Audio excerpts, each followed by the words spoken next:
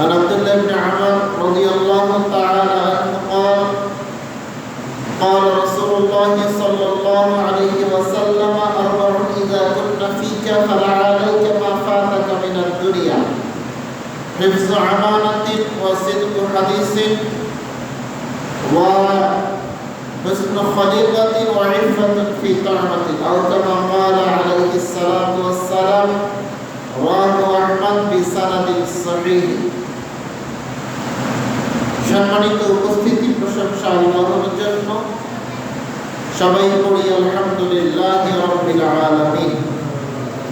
দরুদ এবং সালাম বিশ্বনবী মুহাম্মদুর রাসূলুল্লাহ সাল্লাল্লাহু তাআলা আলাইহি ওয়াসাল্লামের প্রতি। জুমার খুতবার আজকে সংক্ষিপ্ত সময়ের আলোচনার বিষয় সদা সর্বদা সত্য কথা বলা, মিথ্যা পরিহার করা। কেননা মিথ্যা এটাকে আমরা পাপের কিছু মনেই করি না, কিন্তু কোরআন হাদিস বিশ্লেষণ করলে দেখা যায় মিথ্যা অনেক বড় একটা পাপ, যা রাসূল সাল্লাল্লাহু আলাইহি ওয়াসাল্লামের ভাষায় কবিরা গুনাহ। রাসূল সাল্লাল্লাহু আলাইহি ওয়াসাল্লাম বলেছেন, আকবারুল কাবাইর সালাসুন, সবচেয়ে বড় পাপ পৃথিবীতে তিন ধরনের, তিনটা। এক, আল ইশরাকু বিল্লাহ, আল্লাহর সাথে শিরক করা। সবচেয়ে বড় পাপ পৃথিবীতে আল্লাহর সাথে শিরক করা। আল্লাহর সাথে শিরক করা সোজা ভাষায় যদি বোঝাতে চাই, তাহলে আল্লাহ রাব্বুল আলামিনের ক্ষমতাতে, আল্লাহ রাব্বুল আলামিনের আজিমিয়াতে অন্য কাউকে স্থাপন করাটাই হচ্ছে শিরক। যেমন বিপদ থেকে উদ্ধার করার মালিক আল্লাহ, রোগ থেকে মুক্তি দান করার মালিক আল্লাহ, সন্তান দান করার মালিক আল্লাহ। হ্যাঁ, তো আপনি যখন এই কাজগুলোতে আল্লাহ রাব্বুল আলামিনের জায়গায় অন্য কাউকে বসিয়ে দিবেন, আপনি বলছেন ওই লোকটা ছিল বলে বিপদ থেকে বেঁচে গেলাম, ওই ডাক্তারটা ছিল বলে আমি ভালো হয়ে গেলাম, বা অমুক বাবার বাজারে গিয়ে আমি সন্তান চাইলাম, সন্তান হয়ে গেল।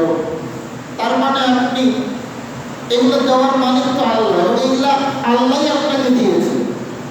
বিপদ থেকে আল্লাহই আপনাকে উদ্ধার করেছে, রোগ থেকে আল্লাহই আপনাকে মুক্তি দান করেছে, আল্লাহই আপনাকে সন্তান দান করেছেন। কিন্তু আপনি এখানে আল্লাহকে স্বীকার করছেন, বরং আপনি আল্লাহ রাব্বুল আলামিনের জায়গায় অন্য একজন মানুষকে বসিয়ে দিচ্ছেন। সেটা হতে পারে কোনো বাজার, হতে পারে কোনো ডাক্তার, হতে পারে কোনো ব্যক্তি। আপনি তাদেরকে যখন এখানে বসিয়ে দিচ্ছেন, তখন আপনি আল্লাহর সাথে শিরক করে বসেছেন। এটা হলো শিরক। একই রকম ভাবে কসমের মালিক একমাত্র আল্লাহ, কারণ কসম একমাত্র তার নামেই হতে হবে, এটা কোরআনেই বলা হয়েছে। কিন্তু আপনি কসম খাচ্ছেন কোরআনে, আপনি কসম খাচ্ছেন মসজিদে, আপনি কসম খাচ্ছেন ভাতের দানা, কসম খাচ্ছেন আপনি মাটির। এই কসমগুলো যখন আপনি করলেন, তখন আপনি সেখানে কি করলেন? আল্লাহর সাথে শিরক করে বসলেন। একই রকম ভাবে কোন মূর্তি বা কোন স্তম্ভ, এটা কখনো সম্মানের বস্তু নয়। মূর্তি তো ওটা তো হারাম, ওটা আপনি জানেন যে হিন্দুদের অন্যতম নাম হচ্ছে মুশরিক, কারণ তারা আল্লাহর সাথে শিরক করেই পূজা করে। ইহুদি, খ্রিস্টান, বৌদ্ধ, ইসলাম বাদ দিয়ে যত ধর্মই আছে সব ধর্মেই আল্লাহ বাদ দিয়ে অন্য কারো উপাসনা করা হয়, পূজা করা হয়। তো আপনি মুসলমান, একজন হিন্দু সে কালী নামক একটা মূর্তি বানিয়েছে, তার পূজা করছে, তাকে সম্মান করছে। সে দুর্গা নামক একটা মূর্তি বানিয়েছে, তার পূজা করছে, তার উপাসনা করছে, তাকে সম্মান করছে। তো আপনি মুসলমান, আপনিও তো শহীদ মিনার নামক একটা স্তম্ভ বানিয়েছেন, আপনি সেখানে সম্মান দিচ্ছেন। পার্থক্য তো নাই, দুটাই তো সমান হয়ে যাচ্ছে। এই যে আপনি যখন একজন মুসলমান হয়েও আপনি যখন শহীদ মিনারে সম্মান জানাবেন, ফুল দেবেন, আপনি যখন জাতীয় স্মৃতিসৌধের সম্মান জানাবেন, ফুল দেবেন, আপনি যখন বিভিন্ন নেতার মূর্তি প্রতিকৃতি বানিয়ে আপনি যখন সেখানে ফুল দেবেন, আপনি যখন সেখানে সম্মান জানাবেন, এটাই তো শিরক। আল্লাহ রাসূল সাল্লাল্লাহু আলাইহি ওয়াসাল্লাম বলেছেন, দুনিয়ার সবচেয়ে বড় পাপের এক নম্বর হচ্ছে আল্লাহর সাথে শিরক করা।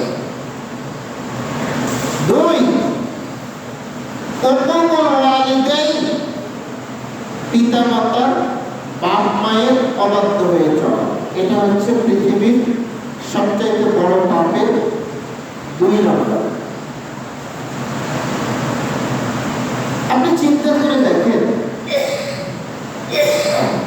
মানুষ কয়টা পরিবারে পিতা মাতাকে তার প্রাপ্য সম্মান, প্রাপ্য মর্যাদা দেওয়া হয়? কয়টা পরিবার?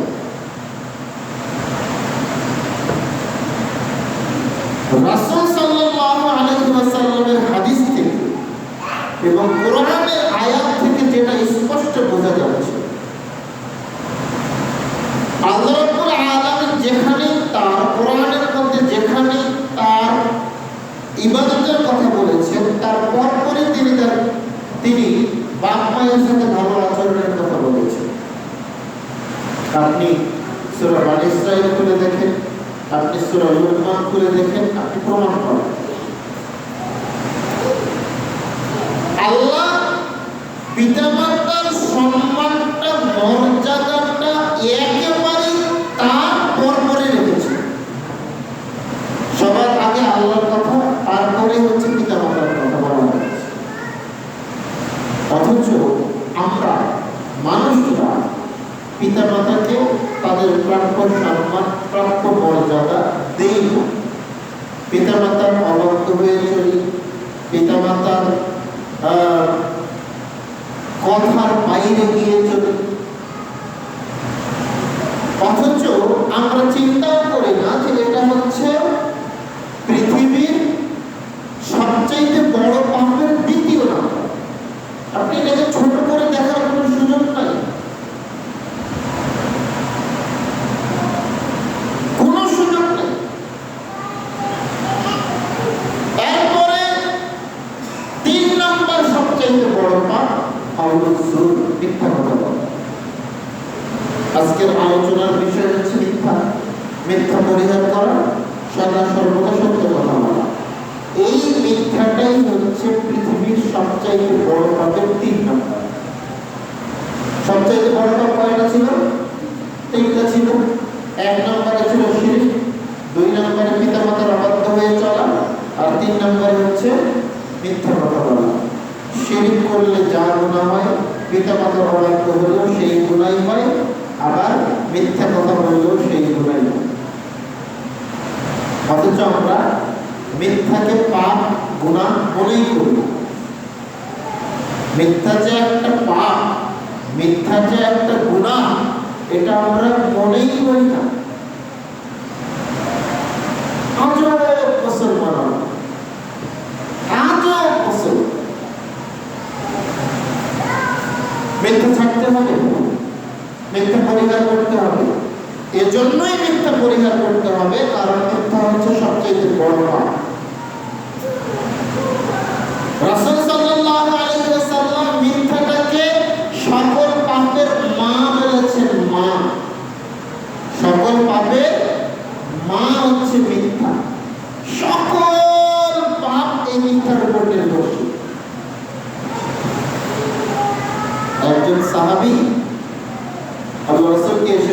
রাসূল, আমি সব পাপ করি, আপনি আমাকে যে কোনো একটা কাজের কথা বলেন যেটা করলেই আমি মুক্তি পাব। আল্লাহ রাসূল বললেন, তুমি মিথ্যা বলা ছেড়ে দাও। শুধু এটা করলেই হবে? হ্যাঁ, এটা করলেই হবে, শুধু মিথ্যা বলা ছেড়ে দাও। ও সাহাবী খুশি মনে বাড়িতে চলে গেল। ও যখন চুরি করতে যাচ্ছে তখন ও মনে করছে যে আচ্ছা, আমি যদি এখন চুরি করি আর আল্লাহ রাসূল যদি আমাকে প্রশ্ন করে যে তুমি চুরি করেছো, আমি তো মিথ্যা বলতে পারবো না, তখন আমাকে সত্য কথা বলতে হবে যে হ্যাঁ আমি চুরি করেছি। আর যদি আমি স্বীকার করি আমি চুরি করেছি, তারপরে তখন আমার হাত কেটে দেওয়া হবে। ও চুরি করলো না, কারণ কি করতে পারবে না, মিথ্যা বলতে পারবে। মদ খেতে গেছে, মদ খাওয়ার আগে চিন্তা করছে আমি যদি এখন মদ খাই, আল্লাহ রাসূল যদি আমাকে প্রশ্ন করেন তুমি কি মদ খেয়েছো, আমি তো মিথ্যা বলতে পারবো না। আর আমি যদি স্বীকার করি যে হ্যাঁ আমি মদ খেয়েছি, তাহলে তো আমাকে 80 বেত্রাঘাত লাঠির আঘাত করা হবে। না, এটা করা হবে, ওটাও ছেড়ে দিই। জেনা করতে যাচ্ছে, জেনা করতে গিয়ে সে এখন চিন্তা করছে আমি যদি, যখন আল্লাহ রাসূল আমাকে প্রশ্ন করবে তুমি জেনা করেছো, আমি যদি বলি হ্যাঁ আমি জেনা করেছি, আমি যদি জেনা স্বীকার করি, তাহলে তো আমাকে বুক পর্যন্ত মাটিতে পুঁতে আমাকে পাথর মেরে মেরে হত্যা করা হবে। এটাও করা যাবে না। ও সাহাবী সব ছেড়ে দিয়ে আল্লাহ রাসূলকে এসে বলছে, আল্লাহ রাসূল আপনার এই একটা কথা যে তুমি মিথ্যা ছেড়ে দাও, এই মিথ্যা ছেড়ে দেওয়ার কারণে আমার সব পাপ ছেড়ে দিয়েছে, কোনো পাপ আমি করতে পারছি। আল্লাহ রাসূল কি বললেন, আল কিযবু উম্মুল খাতা, মিথ্যা হলো সকল পাপের মা, জননী। আপনি মিথ্যা ছাড়বেন, আপনি মিথ্যা ছাড়েন, সব পাপ আপনার কাছ থেকে আস্তে আস্তে সরে যাবে। আপনি মিথ্যা ছাড়েন, সব পাপ আপনার কাছ থেকে আস্তে আস্তে সরে যাবে। আল্লাহ রাব্বুল আলামিন পবিত্র কোরআনের মধ্যে বলছেন, ইয়া আইয়ুহাল্লাযীনা আমানুত্তাকুল্লাহ, মানুষ ঈমানদারেরা আল্লাহকে ভয় করো, ওয়া কুনু মা'আস সাদিকিন, এবং সত্যবাদী হয়ে যাও। আল্লাহ মুমিন মুত্তাকি মুসলমানদেরকে ডাক দিয়ে বলছেন যে তোমরা সত্যবাদী হও। আল্লাহ রাসূল সাল্লাল্লাহু আলাইহি ওয়াসাল্লামকে আল্লাহ দোয়া শিক্ষা দিচ্ছেন, মুহাম্মদ তুমি দোয়া করো। কিভাবে দোয়া করবে তুমি বলো, বল রব্বি, হে আমার প্রতিপালক, হে আমার রব, হে আমার আল্লাহ, আদখিলনি মুদখালা সিদকিন, আমাকে সত্যবাদী হিসেবে প্রবেশ করান, ওয়া আখরিজনি মুখরাজা সিদকিন, এবং আমাকে সত্যবাদী হিসেবেই বের করেন। তার মানে আমি যেন সদা সর্বদা সত্যের উপরে থাকি। ওয়াজআলনি মিন লাদুনকা সুলতানান নাসীরা, এবং আপনি আমার জন্য একজন ভালো সৎ সাহায্যকারী তৈরি করে দেন। এটা আল্লাহ রাসূল সাল্লাল্লাহু আলাইহি ওয়াসাল্লামকে আল্লাহ দোয়া শিক্ষা দিচ্ছেন যে মুহাম্মদ তুমি আল্লাহর নিকটে দোয়া করো যে আল্লাহ আমাকে সত্যবাদী হিসেবেই প্রবেশ করাবেন এবং সত্যবাদী হিসেবেই বের করাবেন। তার মানে সত্যের উপরে থাকা একটা দোয়া আল্লাহ শিক্ষা দিচ্ছে, অত্যন্ত গুরুত্বপূর্ণ, খুবই গুরুত্বপূর্ণ। আব্দুল্লাহ ইবনে আমর রাদিয়াল্লাহু তাআলা আনহু বলেন, রাসূল সাল্লাল্লাহু আলাইহি ওয়াসাল্লাম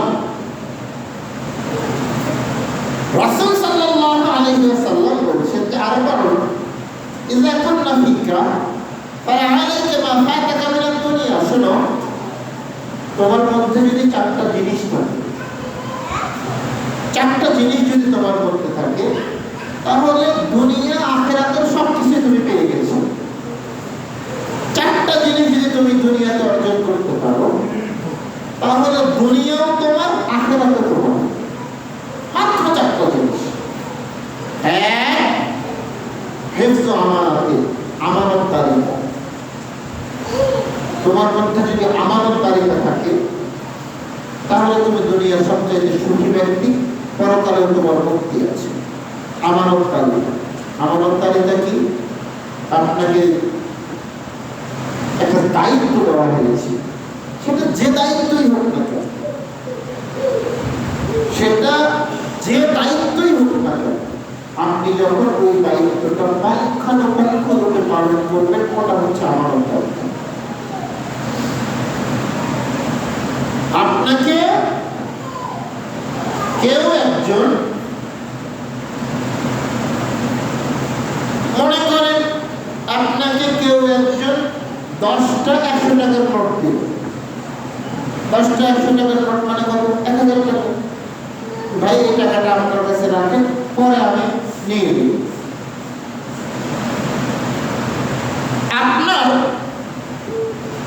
আপনার পকেটেও 1000 টাকা আছে, কিন্তু নোট আছে। আপনার একটা খুচরা টাকার দরকার। আপনি চিন্তা করলেন যে আমার কাছে তো 1000 টাকা খুচরা আছে, ওই নোটটা আমি ওটাই ব্যবহার করি, ওকে না হয় এই 1000 টাকার নোটটা দিয়ে দিব। তো এটা যে গুনাহ হবে তা কিন্তু না, এটা আপনি প্রয়োজন অনুযায়ী করতে পারেন, এটা করা যায়। কিন্তু আপনার উচিত হবে ওটাই, যে ওই লোকটা যেই 10টা নোট আমাকে দিয়েছে, আমাকে ওটাই ওকে ফেরত দিতে। এটা হচ্ছে আমানতদারিতা। এটা হলো আমানতদারিতা। আপনি আপনার সাথে আরেকজনের খুব ভালো সম্পর্ক আছে, খুব ভালো বন্ধু আপনারা দুইজন। বন্ধু, একজন বন্ধু আরেকজন বন্ধুর সাথে অনেক রকম গল্প গুজব হয়। দেখা যাচ্ছে যে আপনি তার এমন কিছু বিষয় জানেন যা অন্য মানুষ জানে না, আবার ও আপনার এমন কোনো বিষয় জানে যেটা অন্য মানুষ জানে। তার মানে এটা গোপন বিষয়। এখন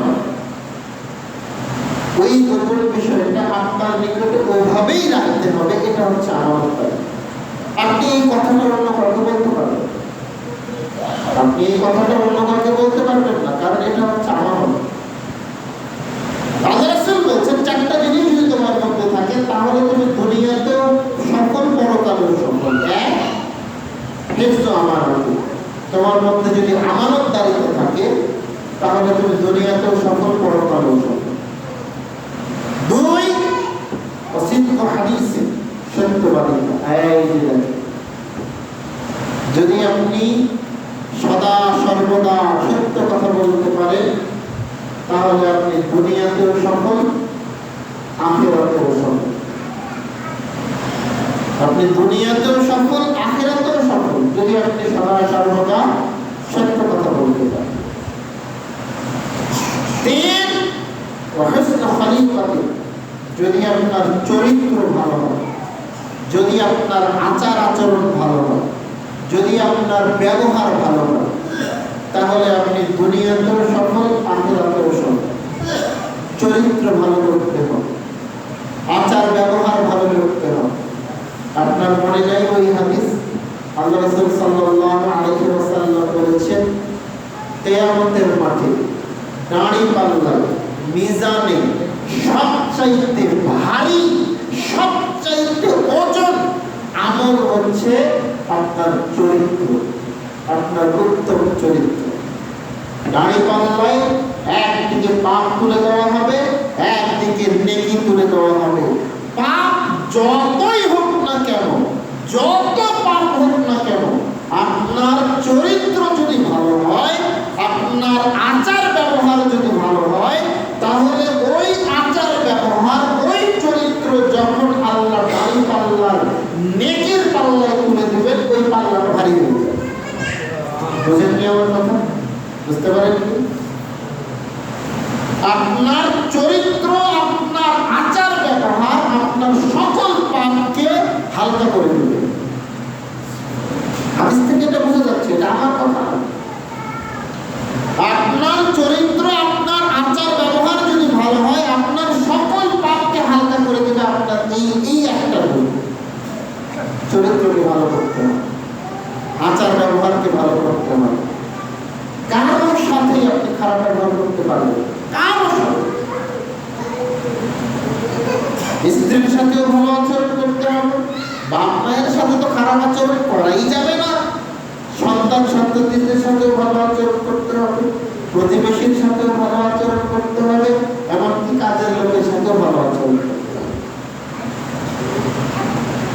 আল্লাহ রাব্বুল আলামিন আমাদের নবী মুহাম্মদ সাল্লাল্লাহু আলাইহি ওয়াসাল্লামকে বলছেন যে মুহাম্মদ শুনো, ফাবিমা রাহমাতিন মিনাল্লাহি লিনতা লাহুম, আল্লাহর একটা বিশেষ দয়া তোমার উপরে যে তুমি হচ্ছে নরম স্বভাবের মানুষ। এটা আল্লাহর বিশেষ দয়া তোমার উপরে। আল্লাহ তোমাকে দয়া করে, আল্লাহ তোমার উপরে অনুগ্রহ করে তোমাকে এরকম নরম স্বভাবের মানুষ বানিয়ে রেখেছে। কেন? তুমি যদি নরম স্বভাবের মানুষ না হয়ে তুমি যদি কর্কশ ভাষার মানুষ হতে, যদি কুকুর টাইপের মানুষ হতে, তাহলে কি হতো? এই যে তোমার আশেপাশে এতগুলো মানুষ দেখতে পাচ্ছ, যারা তোমাকে ভালোবেসে তোমার পাশে আছে, তারা কেউ তোমার পাশে থাকছে না, সবাই তোমার কাছ থেকে পালিয়ে চলে যাবে। আল্লাহ বলছেন ফা'ফু আনহুম ওয়াস্তাগফির লাহুম, কেউ যদি তোমার সাথে খারাপ আচরণ করে, কেউ যদি তোমার সাথে অন্যায় করে, তাকে তুমি মাফ করে দাও। কোনো দাবি, কোনো প্রতিশোধ নেওয়ার চিন্তা ভাবনা রাখিও না,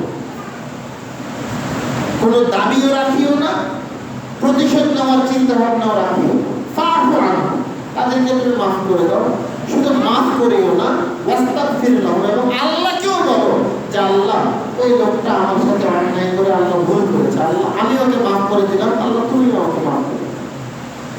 কে শিক্ষা দিচ্ছেন এভাবে? কে শিক্ষা দিচ্ছেন? আল্লাহ শিক্ষা দিচ্ছে। এই কথাটা কি শুধু রাসূলের জন্য নাকি আমাদের জন্য? আমাদের জন্য।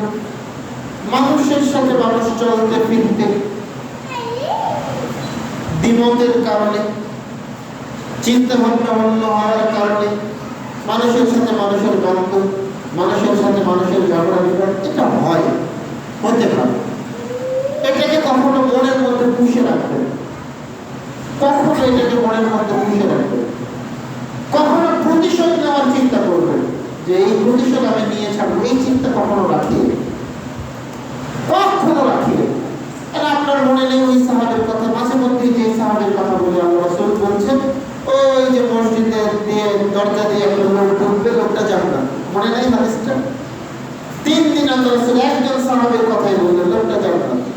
দেখা গেল যে একই লোক ওজন পানি মুছতে মুছতে মসজিদের মধ্যে প্রবেশ করছে।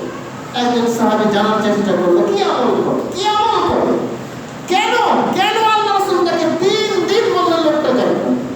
দেখার জন্য ওই লোকের বাড়িতে অতিথি হিসেবে গেল, দেখলো কই কিছুই তো সেরকম আমল করে না, আমরা যা করি সেও তাই করে। চলে আসার সময় বলছে, ভাই কি আমল করেন আপনি বলেন তো? কিছুই তো দেখলাম না, অথচ আল্লাহ রাসূল আপনাকে 3 দিন ধরে বলছে যে আপনি জান্নাতে, আপনি জান্নাতে। ওই লোক বলছে, কই আমি তো এরকম কোনো আমল করি না, তবে হ্যাঁ একটা কাজ আমি করি। সেটা কি? প্রতিদিন রাতে ঘুমানোর আগে আমি আল্লাহর নিকটে দোয়া করি যে আল্লাহ, যতজন মানুষ আমার সাথে অন্যায় করেছে, অত্যাচার করেছে, অবিচার করেছে, আল্লাহ আমি ওদেরকে মাফ করে দিলাম, আল্লাহ তুমিও ওদেরকে মাফ করে দিও। মানুষকে ক্ষমা করাটাকে আপনি ছোট করে দেখিয়েন না, এটা বিশাল ব্যাপার, বিশাল। আপনি মানুষকে ক্ষমা করবেন, আল্লাহ আপনার জন্য জান্নাত রেখে দিয়েছে। হাদিসের কথা, আল্লাহ রাসূল বলেছেন এইভাবে। তো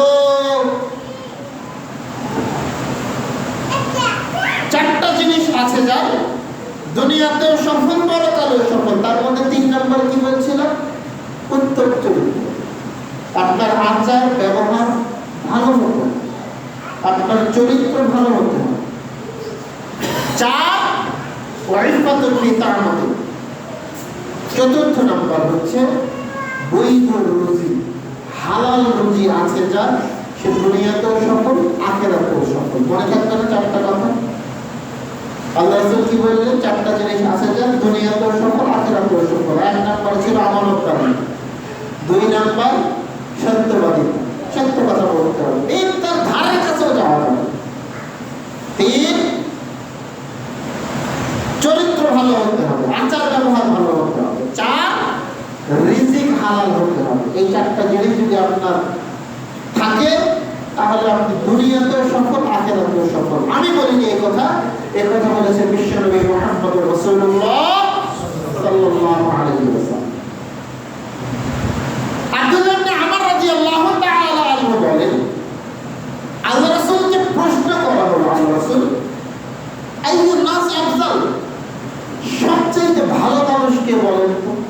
সবচেয়ে ভালো মানুষ কে?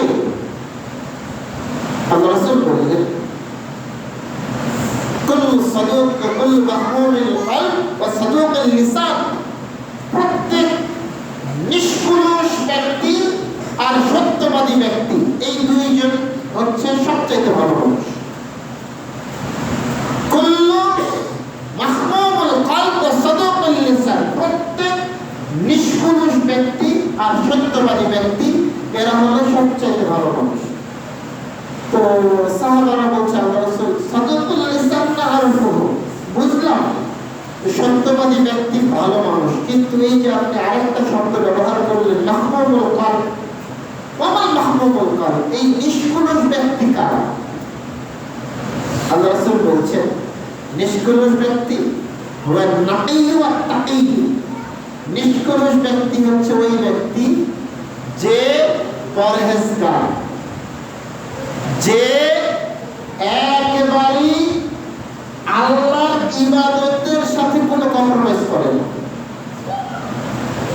2টা গুণ, 1 আল্লাহর ইবাদতের ব্যাপারে সে কখনো উদাসীন নয়, ওয়াত্তাকি সে পরহেজগার, 3 লা ইসমা আলাইহি, তার কোনো গুনাহ নাই, তার কোনো পাপ নেই। এখন আপনার প্রশ্ন হতে পারে, তাহলে তো আমরা কেউ এরকম বললাম না, কারণ আমাদের সবার তো পাপ আছে। পাপ আপনার আমার থাকবে, পাপ এই যে আল্লাহ রাসূল বললেন লা ইসমা আলাইহি, তার কোনো পাপ নাই, তার কোনো পাপ নাই মানে হচ্ছে গুনাহ করার সাথে সাথে সে তওবা করবে। বুঝেন নাই? গুনাহ হবে, গুনাহ আপনার দ্বারাই হবে, গুনাহ আমার দ্বারাই হবে। আমি মানুষ, আপনি মানুষ, আপনার আমার দ্বারাই গুনাহ হবে। আর আপনি আমি গুনাহ করব বলেই তো আল্লাহ গাফফার, আপনি আমি গুনাহ করব বলেই তো আল্লাহ গাফুর, আপনি আমি গুনাহ করব বলেই তো আল্লাহ রহমান, আল্লাহ রহিম। কারণ আল্লাহ ক্ষমা করবেন, আল্লাহ ক্ষমা করার জন্যই বসে আছে। তো লা ইসমা আলাইহি, তার কোনো পাপ নাই, অর্থাৎ গুনাহ হয়েছে সে সদা সর্বদা চেষ্টা করে, সম্ভবপর চেষ্টা করে গুনাহ থেকে বেঁচে থাকা। যদি গুনাহ হয়ে যায় সাথে সাথে তওবা করে, আল্লাহ ভুল করেছে, আল্লাহ মাফ করে, আস্তাগফিরুল্লাহ ওয়া আতুবু ইলাইহি, আস্তাগফিরুল্লাহ আল্লাযী লা ইলাহা ইল্লা হুয়াল হাইয়ুল কাইয়্যুম ওয়া আতুবু ইলাইহি। আল্লাহুম্মা ইন্নাকা আফুউন তুহিব্বুল আফওয়া ফা'ফু আন্নি। আল্লাহুম্মা আনতা রাব্বি লা ইলাহা ইল্লা আনতা খালাকতানি ওয়া আনা আবদুকা ওয়া আনা আলা আহদিকা ওয়া ওয়া'দিকা মাসতাতা'তু আ'উযু বিকা মিন শাররি মা সানা'তু আবুউ লাকা বিনি'মাতিকা আলাইয়া ওয়া আবুউ লাকা বিযানবি ফাগফিরলি ফাইন্নাহু লা ইয়াগফিরু যুনুবা ইল্লা আনতা।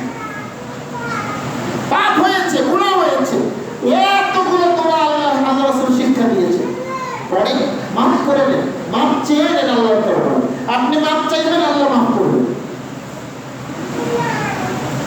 আল্লাহ রাসূল বললেন কয়েকটা গুণ থাকবে ওই নিষ্কলুষ ব্যক্তির মধ্যে। তার মধ্যে একটা গুণ হচ্ছে সেই ইবাদতের ব্যাপারে সব সময় সদা সর্বদা প্রস্তুত।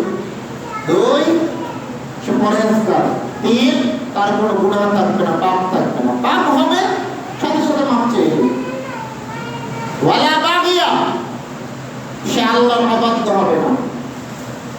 আল্লাহ অবাধ্য হবে না। আল্লাহ রাসূল যা বলেছেন সে সেগুলো মেনে নেবে। হ্যাঁ, মানবো না কে করে এগুলো? যে আসলে অনেক বেনামাজি ব্যক্তি তো নামাজ পড়ে কি হবে বলে না, নামাজ পড়ে কি হবে, কে নামাজ পড়ে কি করেছে? তার মানে সে নামাজকে অস্বীকার করলো না, সে আল্লাহর বিধানকে অস্বীকার করল।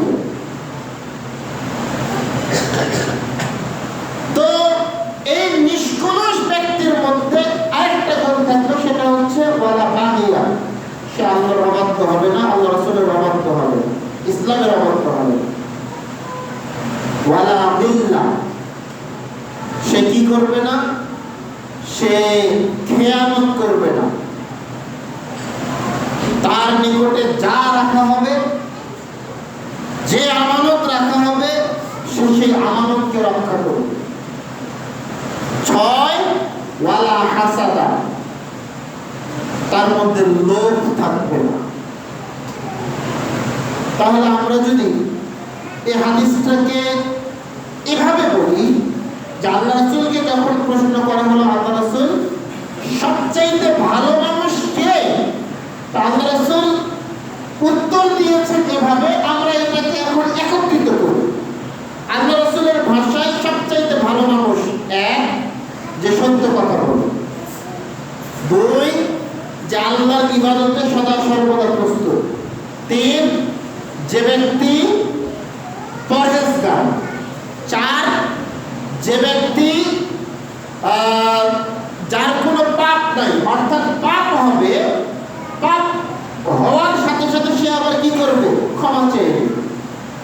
5 সে আল্লাহ রাসূলের ইসলামের অবাধ্য হবে না।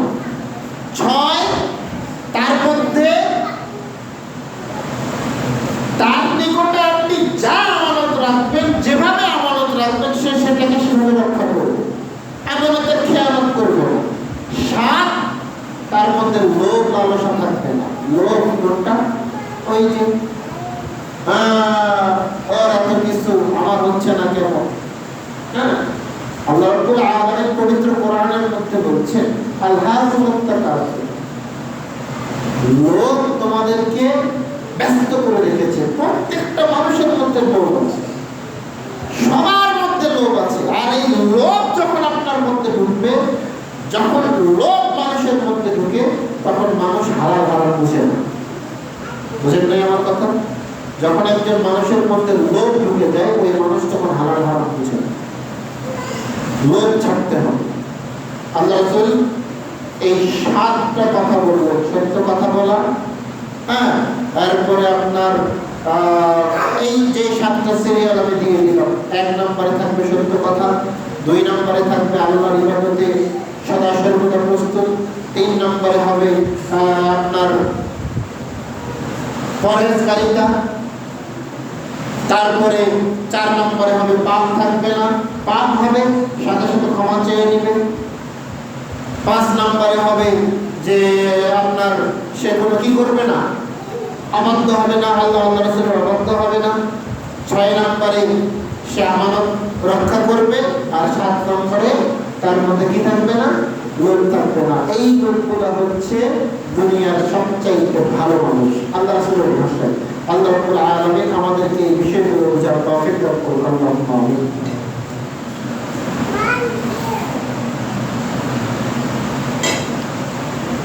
আলহামদুলিল্লাহ ওয়াহদা ওয়াসসালাতু ওয়াসসালামু আলা মান লা নাবিয়্যা বা'দা।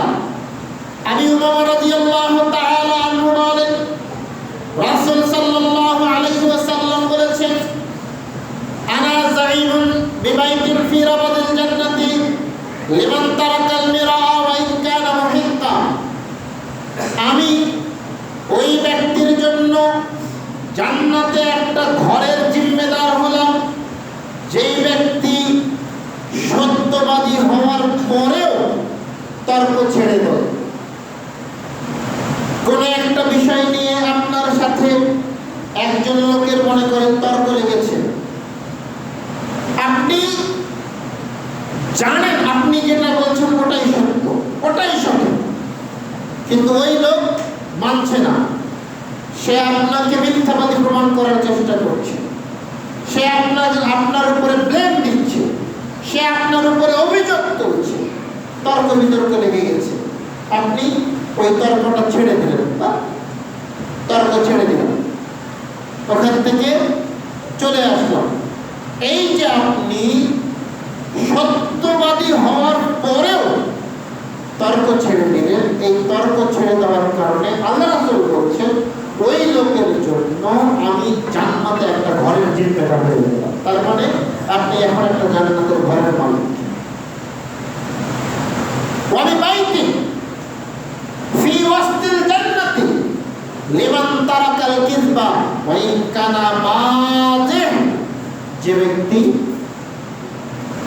ইয়ারকি ঠাট্টা করে হলেও মিথ্যা বলে না, মানে এমনি তো মিথ্যা বলে না, ইয়ারকি ঠাট্টা করে হলেও মিথ্যা বলে না, ওই লোকের জন্য জান্নাতের একেবারে মাঝখানে একটা ঘরের জিম্মেদার হয়ে গেল। এমনি তো মিথ্যা ছাড়লেন, ইয়ারকি করেও মিথ্যা বললেন না, ঠাট্টা করেও মিথ্যা বললেন না। কেমন? মনে করেন এই যে এতজন মানুষ মসজিদে নামাজ পড়তে এসেছে, 3 জন 4 জন বন্ধু আছেন, 2 জন আগে বের হয়ে চলে গেছে, 1 জন ভিতরে এখনো আছে। তো এরা 2 জন কি করলো, এই তৃতীয় বন্ধুর স্যান্ডেলটা, জুতাটা লুকিয়ে দেবে। এখন নামাজ শেষ করে বের হয়ে দেখছে তার স্যান্ডেল নেই। সে এখন আপনাদেরকে প্রশ্ন করছে, আমার স্যান্ডেল লুকাইছেন কিন্তু আপনারা বললেন তো আমরা জানি না। এই যে এটা হলো ইয়ারকি করে মিথ্যা কথা বলা, এটা যে গুনাহ তা কিন্তু বলছি না, ইয়ারকি ঠাট্টা হতে পারে, হয়। তো এই ইয়ারকি করেও আপনারা মিথ্যাটাকে ছেড়ে দেবেন, অর্থাৎ ঠাট্টা করেও, ইয়ারকি করেও, হাসি তামাশা করেও আপনারা কি বললেন না, মিথ্যা বললেন না। এক কথায় যে ব্যক্তি একেবারে মিথ্যা ছেড়ে দিবে, আল্লাহ রাসূল সাল্লাল্লাহু আলাইহি ওয়াসাল্লাম তার জন্য জান্নাতের একেবারে মিডল পয়েন্টে, একেবারে মাঝখানে একটা ঘরের জিম্মেদার হয়ে গেছে। সুবহানাল্লাহ। ওয়ালি বাইতি ফি আ'লাল জান্নাতি, আর একেবারে জান্নাতের উপরে একটা ঘরের জিম্মেদার হয়ে গেলাম ওই ব্যক্তির জন্য, লিমান হাসানা খালকাহু, যার আচরণ, যার স্বভাব, যার চরিত্র, যার আচার ব্যবহার ভালো, ওই লোকের জন্য। দেখেন ঘুরে ফিরে কিন্তু ওই কথাগুলোই আসছে বারবার, ঘুরে ফিরে ওগুলো কথাই আসছে, ওগুলো কথাই। কোন কথা? আপনাকে আমানতকারিতা রক্ষা করতে হবে, ওই কথাই আসতেছে। কোন কথা? যে আপনাকে সত্য কথা বলতে হবে সব সময়, ঘুরে ফিরে ওই কথাই আসছে। কোন কথা? আপনার চরিত্র ভালো করতে হবে। এগুলো একই পর্যায়ের, এগুলো একই পর্যায়ের। আপনি যদি আপনার চরিত্র ভালো করতে পারেন, আপনি যদি আপনার আমানতদারিতা রক্ষা করতে পারেন, আপনি যদি সদা সর্বদা সত্য কথা বলতে পারেন, তাহলে এগুলোর পুরস্কার, এগুলোর ফজিলত আল্লাহ রাব্বুল আলামিন নিজ হাতে আপনাকে প্রদান করবেন। এগুলোকে ছোট মনে করিয়ে অনেক মর্যাদাবান, অনেক মূল্যবান একটা জিনিস। একজন সাহাবী আল্লাহ রাসূল সাল্লাল্লাহু আলাইহি ওয়াসাল্লামকে প্রশ্ন করছেন, আল্লাহ রাসূল, কোন জিনিসটা আপনি আমার ব্যাপারে সবচাইতে বেশি ভয় করেন বলেন তো? বা একজন মানুষের জন্য আপনি কোন জিনিসটা সবচাইতে বেশি ভয় করেন, যে জিনিসটা একজন মানুষের সবচেয়ে বেশি ক্ষতি করতে পারে? ফাখাযা বিলিসানিহি। এবার আল্লাহ রাসূল, যখন আল্লাহ রাসূলকে এভাবে প্রশ্ন করা হলো যে কোন জিনিসটা একজন মানুষের জন্য আপনি সবচাইতে বেশি ভয় করেন, তখন আল্লাহ রাসূল তার জিহ্বাটা ধরলেন, এই যে এভাবে জিহ্বাটা ধরে বলছেন, হাকাতা, এই জিনিসটাই আমি মানুষের জন্য সবচাইতে বেশি ভয় করি, কারণ এই জিনিসটা মানুষকে সবচাইতে সহজে জাহান্নামে নিয়ে যায়। রাসূল সাল্লাল্লাহু আলাইহি ওয়াসাল্লাম বলছেন, মাইয়াজমুল্লি মা বাইনা লিহিয়াইহি ওয়া মা বাইনা রিজলাইহি আজমাল্লাহুল জান্নাহ। যে ব্যক্তি আমাকে জিম্মেদারি দিতে পারবে, কি জিম্মেদারি দিবে? যে সে তার জিহ্বাটাকে সংযত করবে, হারাম ভাবে ব্যবহার করবে না, এবং সে তার লজ্জা স্থানকে সংযত করবে, হারাম ভাবে ব্যবহার করবে না। এই দুইটা জিনিসের জিম্মেদার যে ব্যক্তি আমাকে দিতে পারবে, আমি ওই লোকের জন্য জান্নাতের জিম্মেদার হয়ে গেলাম। অর্থাৎ আপনি যদি আপনার জিহ্বাটাকে সংযত রাখেন, জিহ্বাটাকে সংযত রাখেন বলতে মিথ্যা বলবেন না, মিথ্যা বলবেন না, এই জিহ্বা দিয়ে হারাম বস্তুর স্বাদ নেবেন না, হারাম খাবারের স্বাদ নেবেন না, আর আপনার লজ্জা স্থানকে শুধুমাত্র বৈধ উপায়ে ব্যবহার করবেন, অবৈধ উপায়ে ব্যবহার করবেন। যদি আপনি এই দুইটা জিনিসের জিম্মেদার নিতে পারেন, তাহলে আল্লাহ রাসূল সাল্লাল্লাহু আলাইহি ওয়াসাল্লাম আপনার জন্য জান্নাতের জিম্মেদার হয়ে গেছে। মানে তিনি আপনাকে জান্নাতে নিয়ে যাবেনই, জান্নাতে তিনি আপনাকে নিয়ে যাবেনই। আর আপনি আমি তো দুনিয়াতে আমল করছি জান্নাতে যাওয়ার জন্য, জান্নাতে যাওয়ার সহজ রাস্তা আল্লাহ রাসূল দেখিয়ে দিলেন। শুধু জীবনটাকে সংযত করো, লজ্জা স্থানকে সংবরণ করো, জান্নাতে নিয়ে যাওয়ার দায়িত্ব সহজ রাস্তা। আবু বকর সিদ্দিক রাদিয়াল্লাহু তাআলা আনহু বলেন, রাসূল সাল্লাল্লাহু আলাইহি ওয়াসাল্লাম বলেন, আলাইকুম বিল কিযব, আলাইকুম ইয়াকুমুল কিযবা, তোমরা মিথ্যা থেকে বেঁচে থাকো, কেননা ফাইন্নাহু মাআল ফুজুর, মিথ্যা থাকে পাপের সাথে, মিথ্যা পাপ, এই পাপ ওয়া কিলাহুমা ফিন্নার, মিথ্যা এবং মৃত্যু দুজনেই যাবে জাহান্নামে। মিথ্যা এবং মৃত্যু দুজনেই যাবে জাহান্নামে। ওয়া আলাইকুম বিসিদকি, আর তোমরা সদা সর্বদা সত্য কথা বলো, সত্যের সাথে থাকো। ফাইন্নাহু মাআল বিররি, সত্য এটা থাকে সৎ আমলের সাথে। ওয়া কিলাহুমা ফিল জান্নাহ, সত্য এবং সত্যবাদী দুজনেই যাবে কোথায়? জান্নাতে। আল্লাহ রাসূল সাল্লাল্লাহু আলাইহি ওয়াসাল্লাম বলেছেন, সম্মানিত উপস্থিতি, মিথ্যা থেকে আমাদেরকে বেঁচে থাকতে হবে, সদা সর্বদা সত্য কথা বলতে হবে, কোনো অবস্থায় মিথ্যা বলা যাবে না।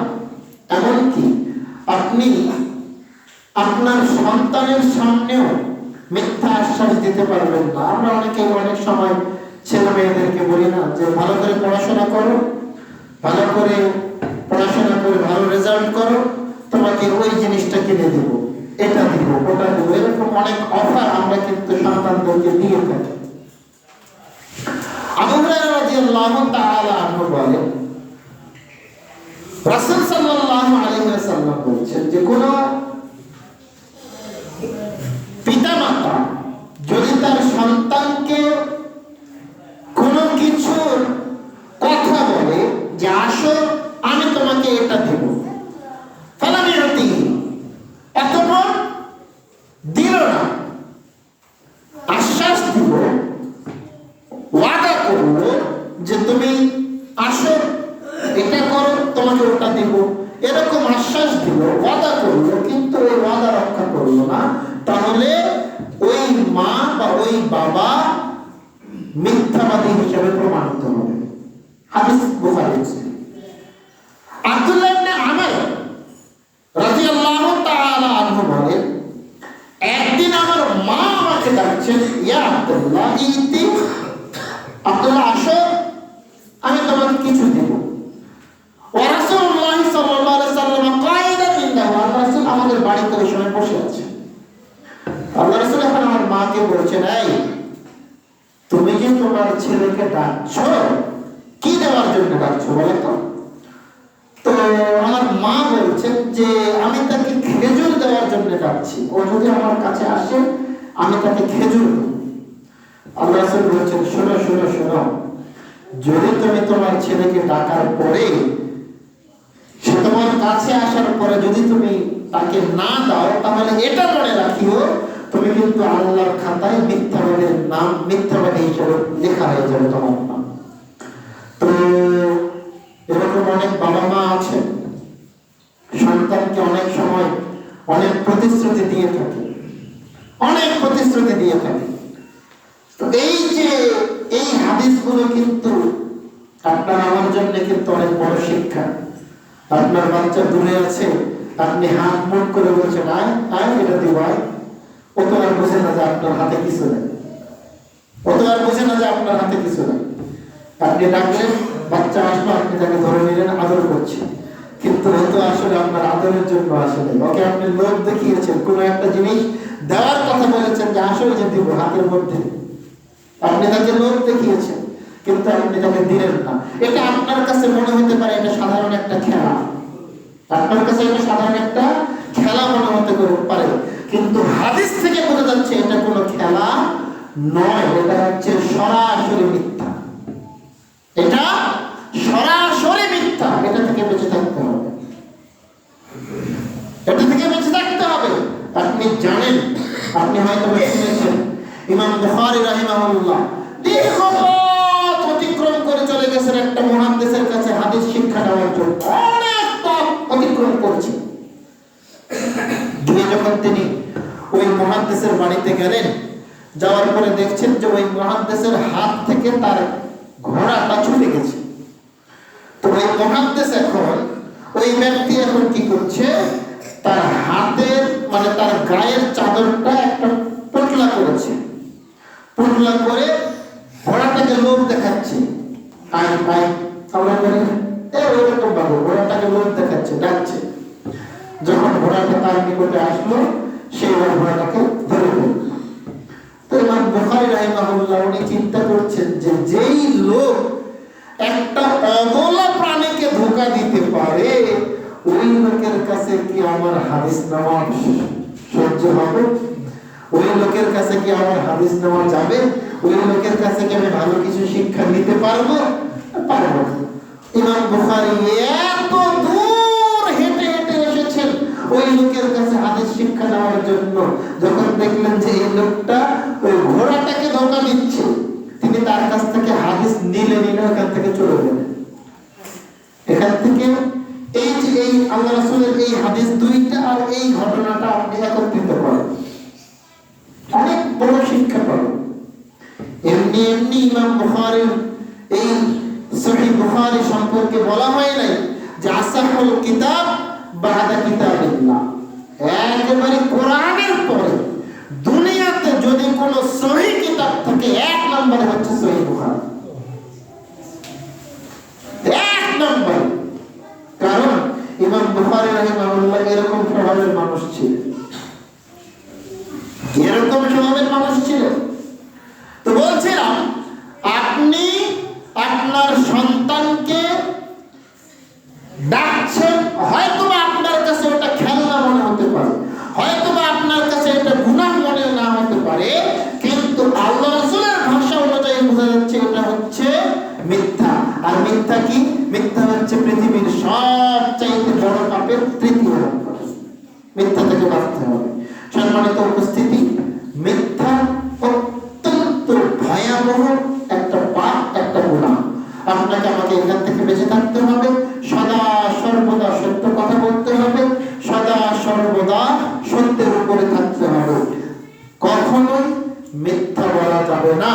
আপনি খেয়াল করে দেখেন, সামরা ইবনে জুনদুব রাদিয়াল্লাহু তাআলা আনহু, এই হাদিসটা লম্বা হাদিস, আমরা অত বড় হাদিসের দিকে যাচ্ছি না, শুধু এতটুকু কথা বলছি যে আল্লাহ রাসূল যখন দেখলেন যে একজন মানুষ শুয়ে আছে, তার ডান গাল দিয়ে একটা লোহার আংরা ঢুকিয়ে টানতে টানতে নিয়ে চলে যাওয়া হচ্ছে পিছনে, একেবারে গালের এই চামড়া মাংস সব ছিঁড়ে যাচ্ছে, একেবারে পিছনে চলে যাচ্ছে। আবার আংরাটা বের করে বাম দিকে ঢোকানো হচ্ছে, ঢুকিয়ে টানতে টানতে নিয়ে চলে যাওয়া হচ্ছে পিছনে।